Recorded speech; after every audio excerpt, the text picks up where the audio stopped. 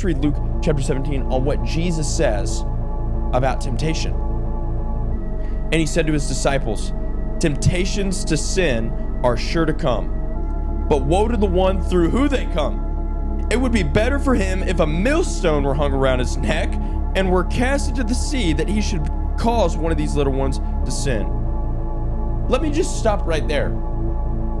Jesus just said the wildest thing about sin. He said, temptation's unavoidable, but woe to the one that tempts someone. And then he says, if you tempt someone, if you're the reason that someone was tempted and falls into sin, it would be better for you to tie weight around your neck and jump in the ocean and off yourself than it would be to cause someone to sin. That statement is mind-blowing to me, and Jesus is not telling people at all whatsoever to off themselves. It's not what he's saying. What is Jesus showing us? He is showing the weight and gravity of sin.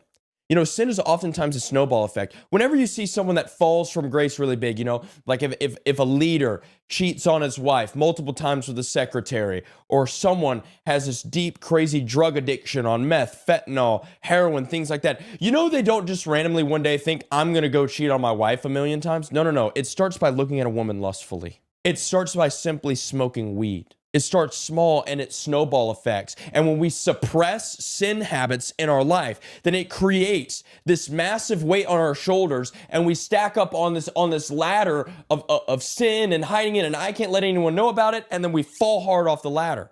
And that's what Satan wants to do. This is what Satan's going to do. Hey, go do that thing. Hey, you see that joint? Go smoke that joint one more time. Oh, that girl you just hooked up with last night that I made you feel guilty about, you should go hook up with her again.